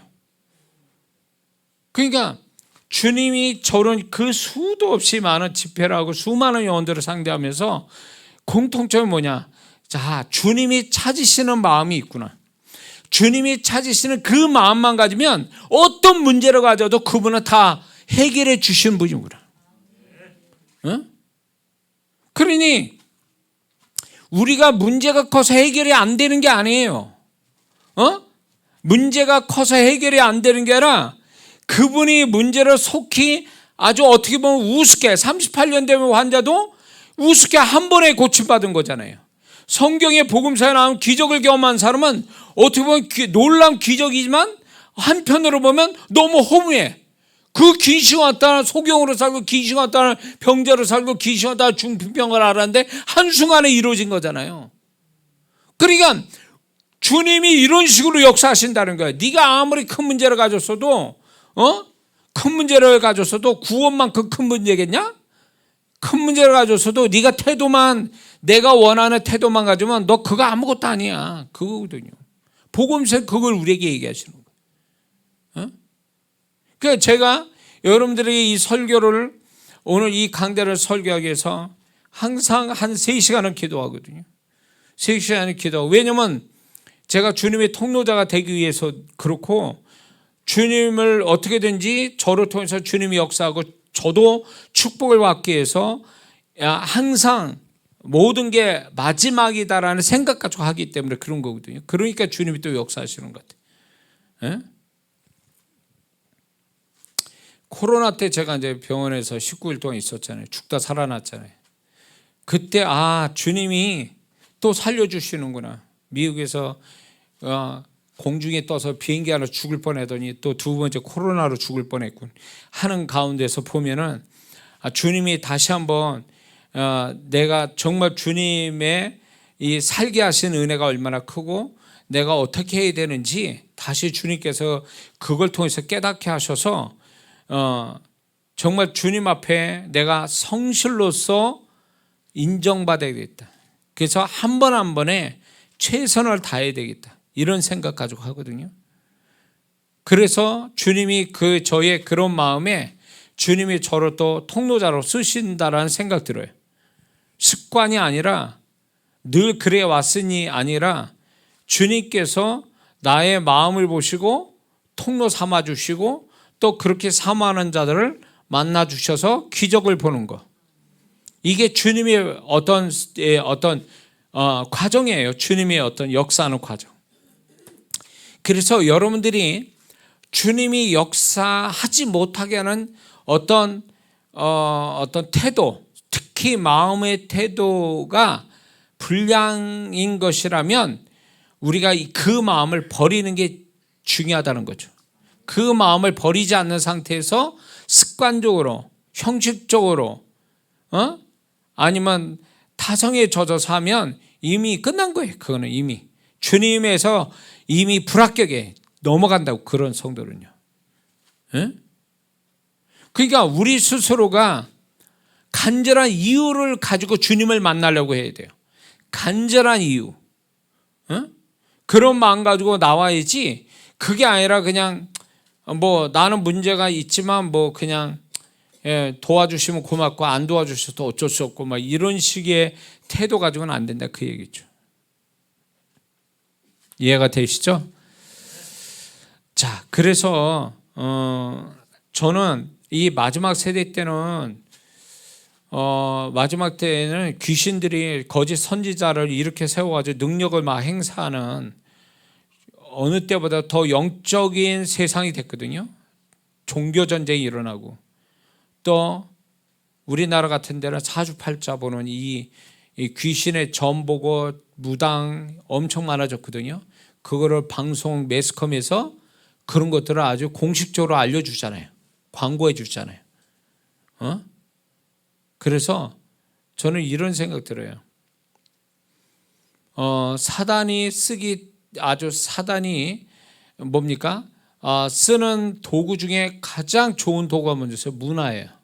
문화인데 뭔지 아세요? 방송 매체가 사단이 쓰기 딱 좋은 도구예요. 그걸로 영향력이 어마어마하게 나가니까. 그래서 전도는 그 방송 제작자들에게 전도를 많이 해야 되고 그 사람들이 크리스찬들이 많아져야 돼요. 시청률 하나 때문에 얼마나 우리가 이해 못하고 정말 진짜 위험한 방송들을 얼마나 많이 하니까 만들어가지고. 그중에 이제 지금 방송이 자연스럽게 드라마나 연예인들 예능을 통해서 무당 만나고 절에 가고 뭐 이런 여러 가지가 지금 결국은 마지막 때에 좀 더 영적인 어떤 현상을 더 많이 갖고 있어요 지금. 근데 예수 믿는 사람이 이럴 때에 우리가 정말로 이게 신앙이 어떤 뭐랄까 형식이 아니고 행위가 아니고 지식, 어떤 성경 지식 가지고 하는 게 아니라 살아계신 하나님을 만나서 그분과 함께 살고 그분의 능력과 축복을 경험하는 이 신앙이 어느 때보다도 굉장히 중요한 지금 때거든요. 이걸 경험하고 살아야 되는데 이런 경험을 하지 못하는 성도가 결국 이단에 넘어가고 세상에 빠지는 이유가 여기 있는 거예요. 어? 교회만 다닌다고 그래서 행위만 있고 성경 지식 배우고 직분 가지고 이거 가지고 지금 세상 견딜만 할 것 같습니까? 견디다 그냥 괜찮다라고 한다면 그건 내가 볼 때 나이롱 날라리 성도예요. 그렇지 않습니다. 어느 때보다도 영적인 이 어떤 압력이 엄청나요. 목사인 저도 세상 일을 하지 않는데도 그 데미지가 엄청나요. 그러니 세상 한복판에 사는 성도들이 얼마나 더 그런 데미지를 받고 살겠냐고, 압력을 받고. 그런 속에서 그냥 저절로 신앙이 유지가 됩니까? 저절로 신앙이 유지가 되냐고. 주님을 늘 경험하고 그분을 찾는 자, 주의 이름을 부르는 자에게 구원이 있으리라. 주님을 불러서 그분이 나의 모든 것에서 건짐을 받는 삶이 매일매일 그게 치열하게 이루어져야 되는데 이거를 경험하지 못한 채 맨날 패배당하는 신앙 가지고 계속 패배당하잖아요. 그러면 이제 도태당한다고요. 사단의 밥돼서 세상으로 가버리는 거죠. 그렇지 않으면 교회를 다니지만 이미 몸은 교회 다녔는데 마음은 세상으로 죄악으로 마귀로 가득 차 있는 이런 형태의 성도로 만드는 게 사단의 전략이에요. 그러지 않으려면 우리는 어느 때보다도 그분이 나의 마음속에 나의 삶 속에 정말로 항상 함께 계셔서 그분이 역사하고 있다는 것을 늘 발견하고 그거에 대해서 우리가 기뻐하고 그분이 더 역사할 수 있도록 그분과 함께 사는 방법, 그분과 함께 살아가는 지혜가 필요한 때가 바로 지금이라는 거죠. 그분은 항상 우리에게 기적을 베풀기를 원하시거든요. 믿습니까? 우리가 문제가 많다는 얘기는 뭔지 아세요? 우리의 삶에 내심으로 벅찬 문제가 많다는 얘기는 역설적으로 뭔지 아세요? 하나님이 역사할 기회가 많다는 뜻 아니에요? 근데 왜 하나님이 역사할 기회가 많은 그 문제들을 문제로만 남겨가지고 왜 괴로움을 당하고 그것 때문에 상처 있고 그것 때문에 주님 떠나는 전혀 하나님 원하지 않는 방향으로 흘러가는 이유가 뭐냐 말이에요. 하나님을 역사하게끔 만드는 문제로 주신 거를 왜 그 문제를 가지고 하나님을 만나서 그분의 손길로 해결보는 이 드라마틱한 이 역사를 왜 경험하지 못하고 이것 때문에 짓눌려가지고 패배당하고 타락하고 그렇게 살아야 될 이유가 뭐 있냐면 예수 믿는 사람이. 응?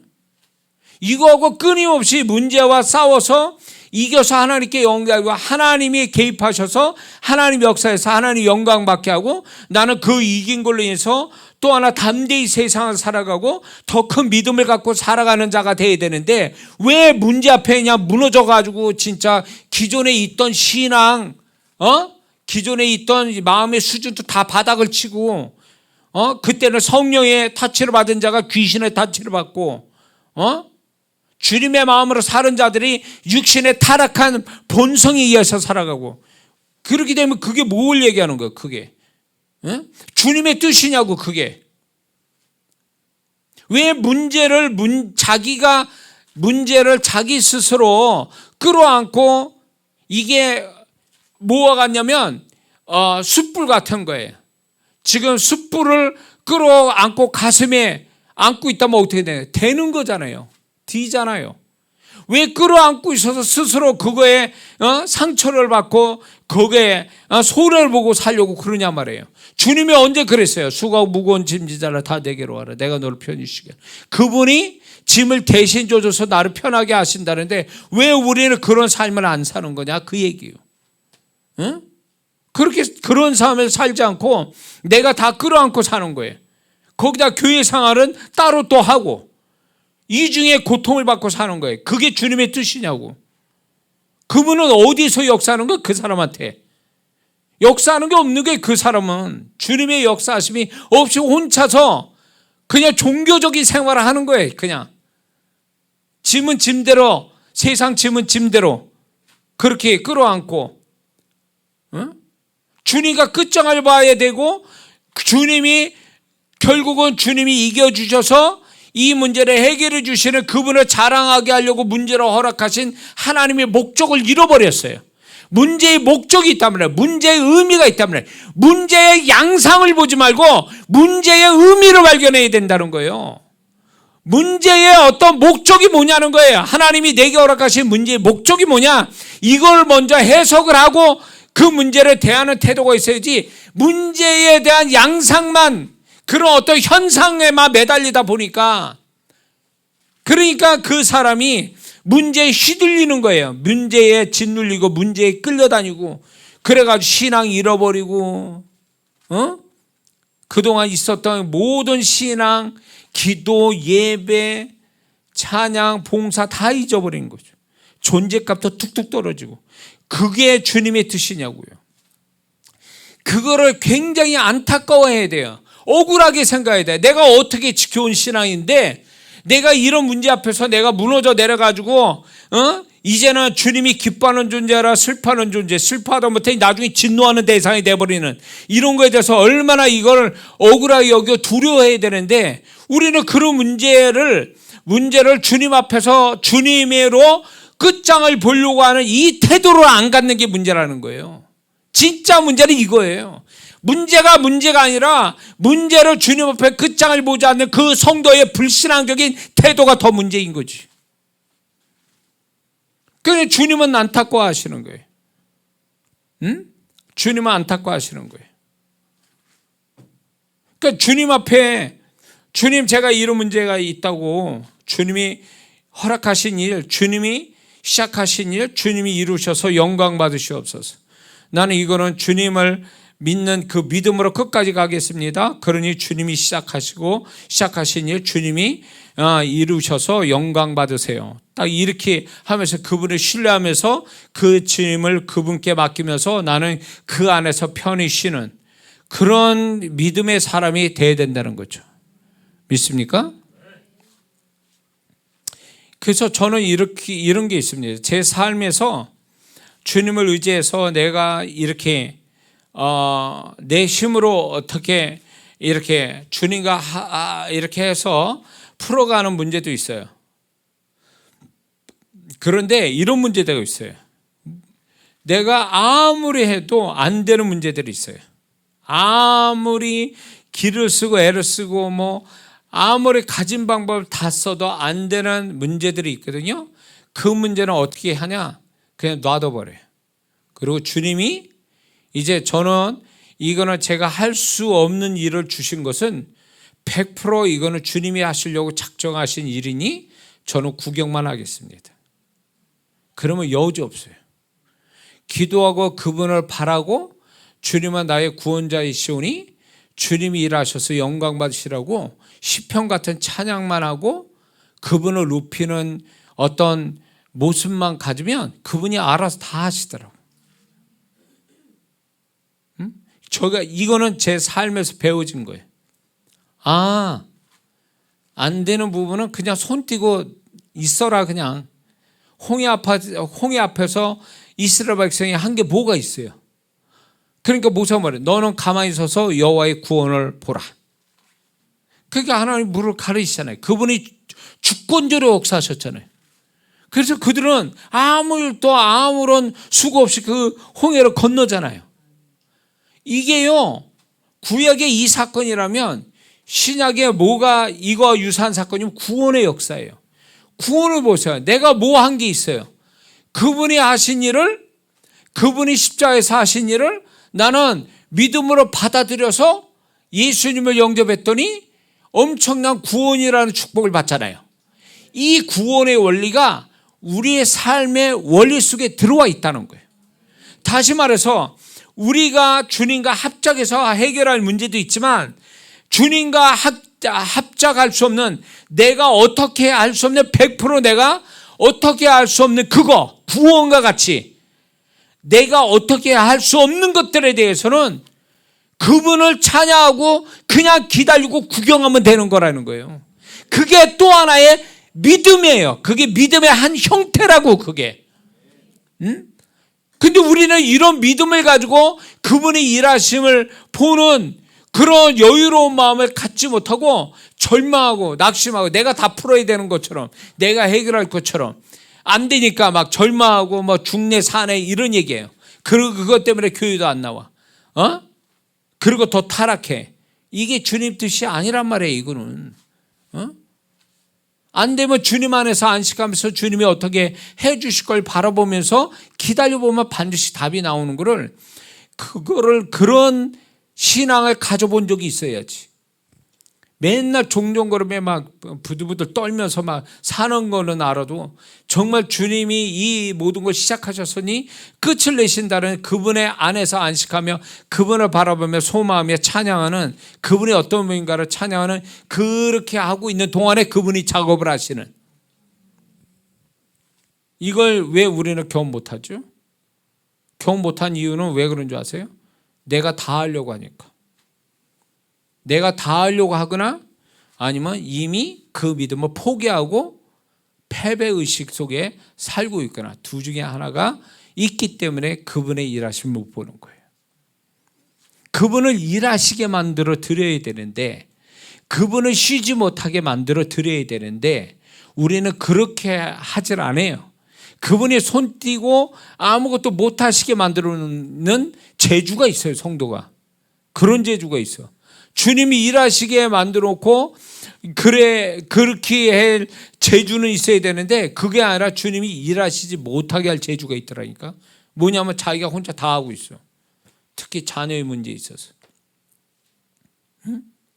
주님이 알아서 키운다는데, 생명 주셔서 주님이 알아서 키운다는데 본인이 하나님 역할을 다 해. 자기가 앞서서. 그러니까 그분이 하실 게 없는 거야. 지 멋대로 자기 생각엔 착하고 자식을 위한다는 생각하지만 결과가 보면 자식을 위한 게 아니야. 자식 망치고 있어, 그거를. 주님께 맡겨두고 그냥 최선 다해서 기도해주고 부모로서 해야 될 그 선을 넘어가지 않고 그 다음은 그분이 하실 일이니까 부모의 역할만 제대로 거기 선까지만 하고 나머지는 그분이 또 역사할 걸 믿고 기다려 그거를 바라보고 그분이 일하시기를 바라고 있어야 되는데 그 하나님 역할까지 자기가 다 해버려. 그러면 그게 자식이 뭐 서울대 가서 무슨 뭐 의사 되고 뭐 잘 될 줄 알죠? 안 돼요. 그렇게 되면 뭐 하냐고. 인격이 잘못돼가지고 사고 치는데. 그게 무슨 자식을 잘 키운 거예요. 그게. 그냥 하나님께 맡긴다고 해서 방치해두라는 얘기는 아니에요. 그러면 그 하나님이 일하시게 하게 또 만들어 드려야 되는데 하나님이 일하시지 못하게 전부 다 100% 자기가 하고 있어요. 부모로서. 그게 다 최선인 줄 알아요. 그러다 자식 망치는 거지. 그러면 하나님 분명히 그런다고. 너는 나를 못 믿어서 자식을 안 맡기냐? 네 혼자서 다 하냐? 주님이 제 아들이 지금은 정말로 열심히 주의 종으로서 사역을, 큰 교회에서 사역을 이렇게 하는데 정말 고등학교 때까지 정말 힘들었어요. 착하긴 한데 정말 주의 길을 갈 나이인지, 그리고 자기 고집도 있고 막 이런 거에 대해서 많이 맞기도 하고 그렇게 많이 맞았어요. 많이 맞았죠. 잔소리, 틀린 말이 하나도 없어. 내가 하는 말은 그런 얘기를 수도 없이 했어요. 똑같은 말을. 근데도 안 변해요. 그래 저는 우리 아들을 사랑해서 끝까지 얘를 잘 되게 된다라는 그 마음에서 이 방법 저 방법 막 썼는데, 그러다가 주님이 가르치는 게 그거예요. 왜 너는 내가 할 일을 네가 다 하냐? 왜 내가 걔를 그냥 내가 할 일을 하게끔 놔두지 왜 네가 내가 할 일까지 다 해가지고 내가 하지를 못하게 하느냐는 거예요. 그래서 이제 그 주님의 깨달음을 통해서 이제 잔소리 안 하고, 그리고 주님께 기도하고, 하나님 얘를 주님께 맡깁니다. 어느 순간에 마음을 놨어요. 그러니까 그분이 역사하기 시작하더라고요. 자기가 주의 종 되겠다고 하고 신학교 간다고 다 잘 되는 건 아니거든요. 다 변화되는 거 아닌데, 이 아이가 이제 신학교 가서 기숙사 들어가니까 자기 마음대로 할 수 있잖아요. 뭔 짓을 해도 뭐 다 마음대로 할 수 있잖아요. 그렇지만 주님께 맡기고 정말 그 믿음을 가지고 하나님 얘를 키워가시고 주의 종이니까 주의 종답게 만들어 가실 거라고 믿고, 믿는 그 믿음이 결국 우리 아들을 변화시키더라고요. 그래서 주님이 영광 받으시고, 그 믿음, 부모의 믿음이라는 게 결국 주님이 일하시는 그 직전까지만 해야 될 거를 부모가 그 다음 하나님까지 해야 될 일을 하다 보니까 자식을 망치는 시기 돼버린 거예요. 자녀를 가지신 분들 잘 들으셔야 돼요. 무책임하게, 그래서 기도도 안 해주고 얘를 축복하지도 않고 이 자녀를 위해서 영적인 유산을 만들지 않는, 이것도 자식을 망치는 원인 중에 하나예요. 부모로서. 근데 또 다른 면에서 아까 지금까지 얘기한 하나님이 하실 일도 그냥 못 믿어가지고 자기가 혼자 다 자식을 하는, 이것도 자식 망치는 일이에요. 그래서 하나님이 일하시게끔 이렇게 해야 되는데, 우리가 그렇게 하지 못하는, 하나님을 못 믿어서 내가 그 일까지 다 해버리는 이 태도가 굉장히 위험하다는 거예요. 그러니까 하나님이 역사를 못 하시는 거예요. 안 하시는 게 아니라 못 하시고 안 하시는 거예요, 사실은. 그분을 존중해 드릴 때 그분이 역사하는데, 내가 그분을 존중하지 않으면 그분은 내게서 역사를 하실 수가 없어요. 내가 그분을 맡기지도 않는, 그분을 맡기지 못하는 불신앙을 갖는 것은 그분을 무시하는 게 되는 거거든요. 일종의 무시하는 거예요. 그러니까 이런 경우가 있죠. 기도는 실컷 해놓고 불안해한 것도, 기도는 믿습니다 해놓고 기도 끝나면 또 이게 될까 불안해가지고 막 이렇게 떠는 이런 모습은 결국 기도를 안 믿는 거거든요. 기도를 안 믿는다는 얘기는 하나님을 안 믿는 거예요. 그 기도 받으신 하나님을 안 믿는 거예요. 그래가지고 기도 끝나면 딴소리 하는 거죠.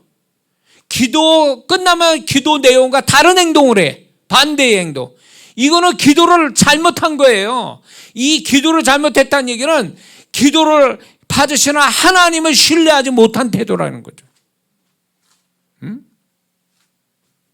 그러니까 기도를 엄청 많이 했는데 기도 끝나는 딴짓을 하고 있어. 그러면 자기 스스로가 기도를 부정하는 게 되고 기도 받으시는 하나님을 불신하는 결과가 되는 거거든요. 근데 제가 이렇게 책을 읽다 보면 어떤 외국 사역자들, 내지는 외국 성도들, 그 사람들 기도 많이 하는 것 같지는 않아요. 그런데도 불구하고 그들의 마음에 담아서 정말 진심을 담아서 하나님께 고백되어지는 것들에 대해서 자기 말을 자기가 지키고 그 말을 받으시는 하나님이 정말로 그 말을 받으신 하나님을 절대적으로 신뢰하는 그 모습을 갖게 되거든요. 그럴 때 그 말한 대로의 그분이 역사하시는 걸 뒤에 기록하고 있거든요. 너무 어떻게 보면 우리는 빡세게 기도해도 막 응답이 올까 말까 한데, 이 사람들은 우리보다 기도를 덜 하는데도 그분의 역사는 풍성하게 나타나. 뭐의 차이일까요? 기도의 양의 차이일까요? 아니요. 기도의 양의 차이가 아니라 하나님을 신뢰하느냐 신뢰하지 않느냐의 차이예요. 결국 내가 기도한 거, 내가 하나님께 한 거에 대해서 불신하면 결국 그건 하나님을 불신하는 것과 똑같은 얘기거든요. 응?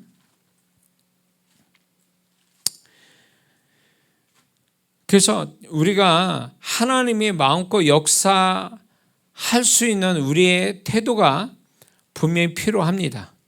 그래서 나를 좀 들여다봐야 돼. 하나님 앞에서 내가 하나님이 역사하지 못하게 만드는 나의 모습이 있는지를 자꾸 살펴봐야 돼요. 아까도 좀 고정관념이라는 게 있거든요. 그것 때문에 하나님이 역사를 못하셔요. 하나님 마음껏 역사 이쪽으로 하는데 저쪽으로 하고 있고, 저쪽으로 생각하니까 안 된다는 거죠. 근데 제가 이런 게 있었어요. 제가 목회를 하는 동안에도 목회가 어렵고 힘들 때에 주님이 이제 다른 분, 주님의 음성을 말하는 사역자 통해서 저한테 동일한 얘기가 하나가 있었는데 그게 뭐냐면, 목사님 고집이 셉니다 이래요. 고집이 센다는 얘기는 이 고집이라는 말을 이렇게 해석하는 거예요. 하나님의 생각대로 가지 않고 내 생각대로 모든 걸 밀고 간다는 거예요. 그게 고집이라는 거지.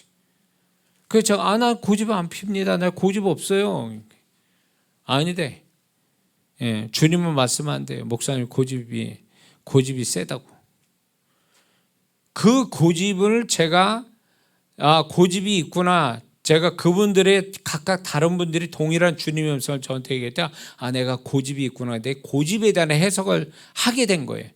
고집이라는 이 해석이 결국 뭐냐면, 그분이 원하는 대로 가지 않고 내가 원하는 방향으로 그냥 내달리는, 그게 맞다라고 내달리는 이런 마음이 고집이라는 거예요. 그러니까 이것 때문에 널 망한다는 거예요. 이것 때문에 네가 안 됐다라는 거예요. 목사인데 내가 목회를 하는데 내가 죄 짓고 사는 것도 아니고 하나님 사명받아 사는데 왜 안 되느냐. 안 되는 이유가 결국은 너는 네 고집대로 했다는 거예요. 그러니까 네 생각대로 했다는 거예요. 네 마음대로 했다는 거예요. 내 생각과 내 마음이 원하는 대로 간 게 아니라 그걸 알아보고 그걸로 맞추어서 순종하는 사람이 아니라 네가 좋을 대로 네가 생각한 대로 흘러갔다는 거예요. 그게 고집이라는 거예요. 그 고집이 결국 하나의 사건 한 번만 가지고 얘기하는 게 아니라 그분이 22년 전 얘기예요. 그분이 그 얘기할 때는 어떻게 들렸냐면 한 번이 아니라 너는 늘상 그랬다라는 거예요. 늘상. 그러니까 그분 앞에 고집스러운 그 태도, 늘 그렇게 해왔던 그 태도 때문에 하나님이 나한테 축복할래야 축복할 수 없게 됐다는 얘기예요. 그 가만히 생각해보니까 내가 옳다 그러면 나는 옳은 생각에 대해서는 누가 와도 나는 그 생각을 안 바꾸고 있는 스타일이거든요. 그리고 나는 이렇게 해야 된다 그러면 나는 해야 되는 성격이에요. 그게 죄된 게 아니면 모든 거는 내 생각이 맞다고 가는 사람이에요. 이게 한 번이 아니라 늘 그래야 온 거에 대해서 주님은 사역자 통해서 저에게 얘기한 게 너는 고집이 세다 이렇게 한 거예요. 네 고집이 너를 망하게 한다는 거예요. 아니 죄 짓는 걸로 망하는 게 아니라 고집 때문에 망한다는 거예요. 그러니까 많은 성도 중에 이런 성도가 있어요.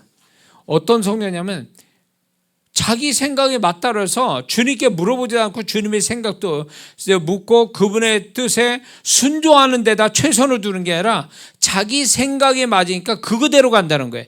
그러니까 자기 생각대로 가다 보니까 거기에 하나님이 예배하신 것이 없다 그거예요. 하나님이 역사를 아무것도 없는 거예요. 거기에는. 그러니까 많은 성도분들이 착한데 하나님 역사는 없어. 왜 그럴까? 고집 때문에. 고집 때문에. 이렇게 되면 큰일 납니다. 억울한 거잖아요. 죄 짓고 타락한 사람이야 하나님이 역사 안 하는 건 당연한데, 이거 신앙생활 한다는데 내가 죄 짓고 그렇게 사는 것도 아닌데 내 생각이 악한 것도 아닌데 내가 가지고 있는 이 고집된 생각 계속 반복돼서 내 생각대로 모든 걸 하려고 하는 그것이 결국 하나님이 역사를 내게서 역사 못하게 하는 내 모습이라는 사실 앞에 이게 대단히 그때 당시에 충격이었어요. 2002년, 2001년, 2002년 그때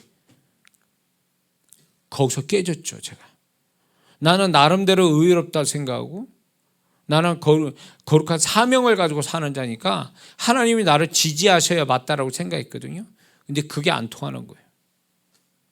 그분은 그분의 생각을 알고 그분의 생각을 쫓아가야 그분의 역사가 거기 있더라는 것을 왜 나는 목사가 되고 뒤늦게 40 넘어서 알게 됐냐 그 얘기예요.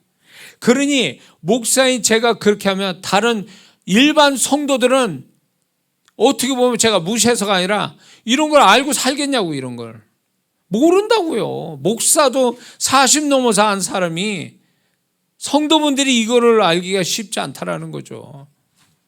그러니까 하나님 왜 역사 안 합니까? 왜? 하나님 왜 역사 안 하시죠? 역사를 안 하시는 게 아니라 못 하시는 거예요.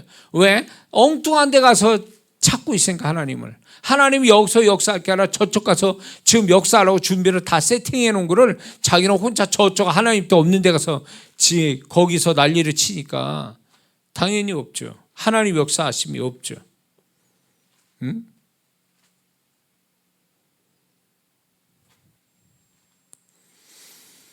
제가 이제 목회자분들 고신측, 기장측 목사님들 아실 거예요. 그 교단에 있는 분들은 기장측 목사님은 뭐 사회개혁운동 뭐 이런 분들이고 이제 고신측은 오로지 말씀을 해서 극보수의 교단이죠. 이 양쪽의 성도분들이 목사님들이 저한테 훈련받았는데 놀라운 걸 제가 경험했어요. 그분들은요, 제 이 성령 사역 이런 영의 세계와 은사의 세계, 성령의 역사 이런 거하고는 담산 분들이에요. 그 양쪽 교단 분들은요. 근데 이분들이 어째서 누가 손에 끌려서 저한테 온 거예요. 근데 이분들이 그 두터운 어떤 그 자신들이 가지고 있는 신앙의 고정관념을 딱 깨고 이제 저를 통해서 저 목사는 들을만하고 믿을만하다 그러니까 본인의 그 신앙 칼날을 다 내려놓고 이제 제 말을 듣기 시작한 거죠. 그러면서 이제 저 목사가 시키는 대로 해봐야 되겠다 딱 하는데 놀라운 게 뭔지 아세요? 기장측, 그 다음에 고신측, 이 성령 사역이고 영의 세계이고 이거 아무것도 모르는 분들, 이런 분들을 하나하나 어린아이들 가르치듯이 가르치시니까, 가르쳐 드리니까 이분들이 영의 세계, 성령 은사나 능력의 세계를 쉽게 접속이 되더라고요. 정말로 너무 쉽게 잘 돼요. 그러니까 뭐가 있냐면 어린아이 같은 마음이에요.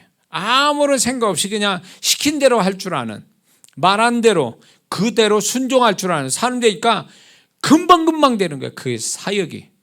그걸로 해서 제가 건축한 교회 목사님도 있어요. 제 사역을 받고. 근데 정말 안 되는 분이 누군지 아세요?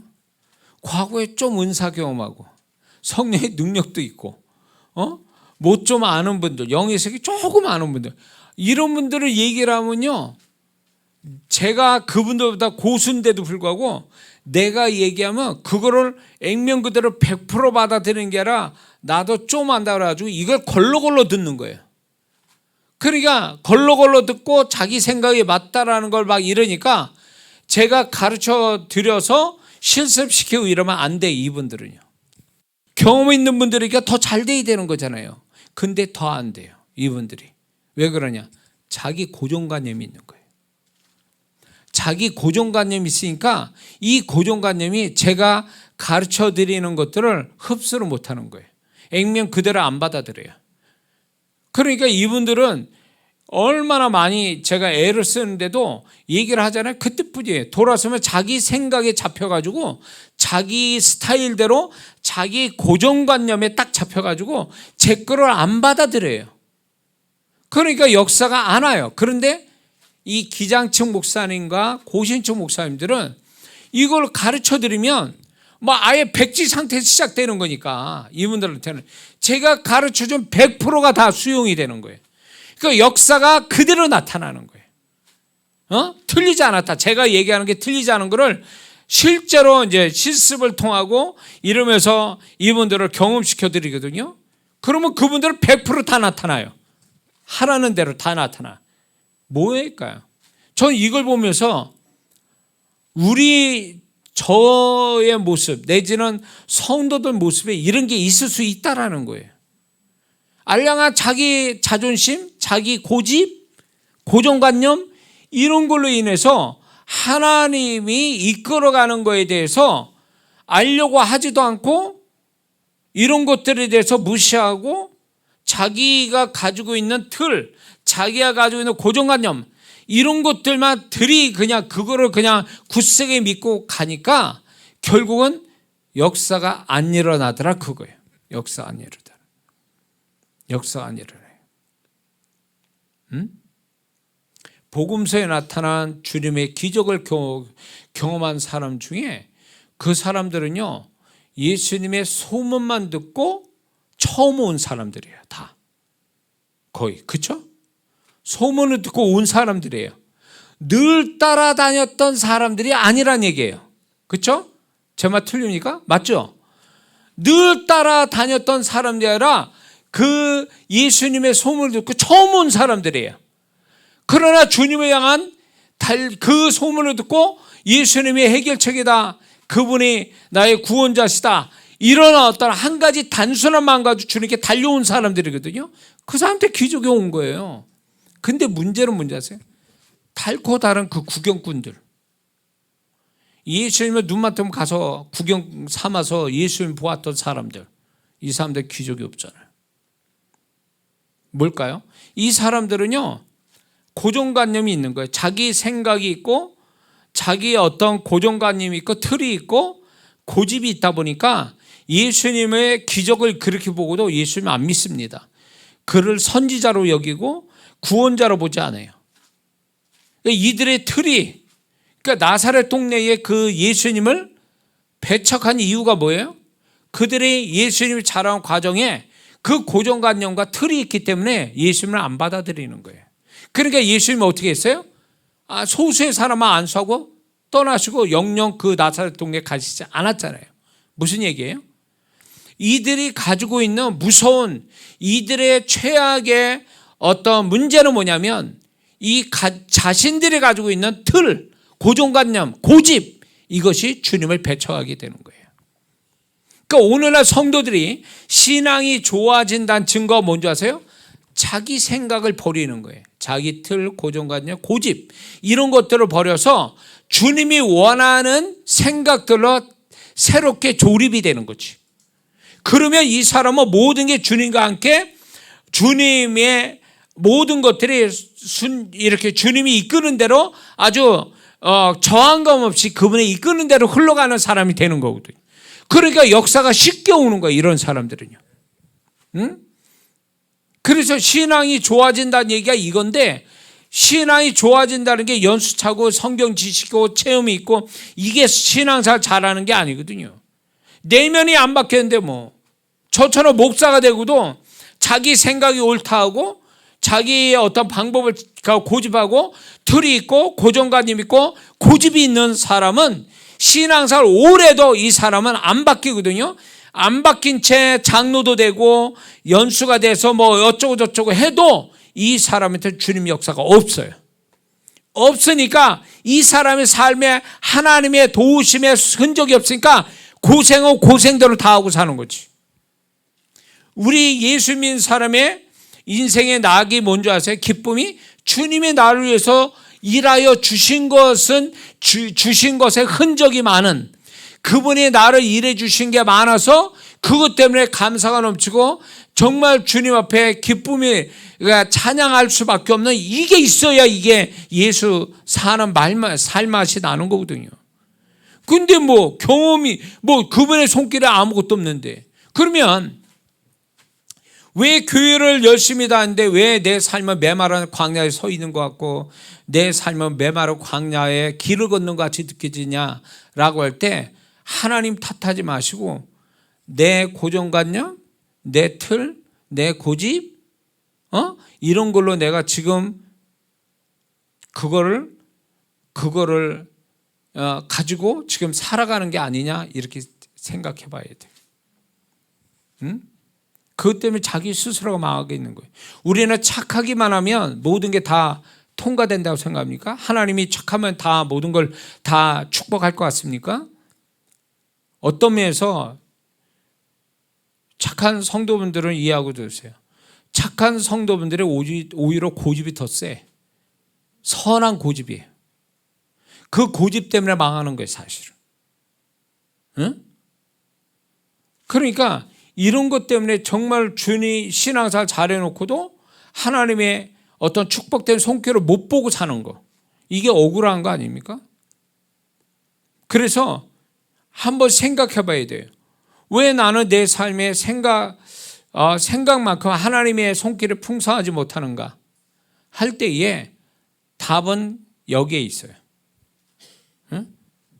그분의 생각을 찾고 그분의 생각 따라 가려고 하는 게 아니고 내 생각을 주장하고 내 틀 안에서 내 고정관념으로 내 고집으로 자꾸 가려고 간다면 이 사람은 결국 하나님의 손길을 못 본다는 거죠.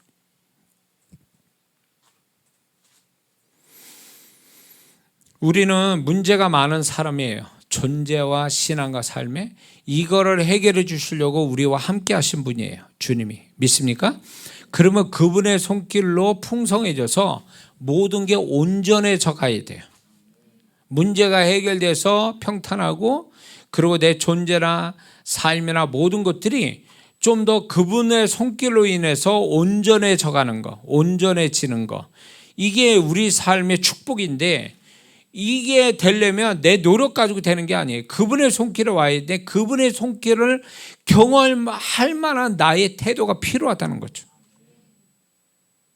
아까 처음 얘기한 것처럼 그분을 향한 갈망하는 마음, 왜 내가 그분을 찾아야 되는가, 분명한 이유를 가지고 주님을 찾아오는 거, 이 태도가 너무 중요하다는 거죠. 이게 있어야 되고 스스로의 자기의 고정관념, 고집 이런 걸로 지금 나는 내 인생을 오히려 하나님이 하신 일을 망치고 있는 거 아니냐, 가로막고 있는 거 아니냐, 방해를 놓고 있는 게 아니냐라는 것을 한번 좀 생각해 봐서 그분은 선함과 악함의 문제가 아니에요. 그분은 그분에게 있어서 그분에게 더 삼하고 달려오는 사람은 그분은 넉넉하게 모든 걸 풍성하게 모든 걸 주실 수 있는 분이거든요. 우리는 그분을 경험함으로 인해서 정말 그분 때문에 살만 나고 그분 때문에 담대하게 살고 그분 때문에 기쁨을 가지고 사는, 그래서 신앙생활에 재밌고 막 이래야 될 사람이지 억지로 하는 게 아니거든요. 신앙생활을. 응? 자, 그래서 좀 더 하나님이 더 풍성하게 역사해가는 성도의 삶, 그리고 그분이 더 선명하게 나타나는 심령과 신앙, 이걸 우리가 반드시 가져야 될 줄 믿습니다. 기도하겠습니다.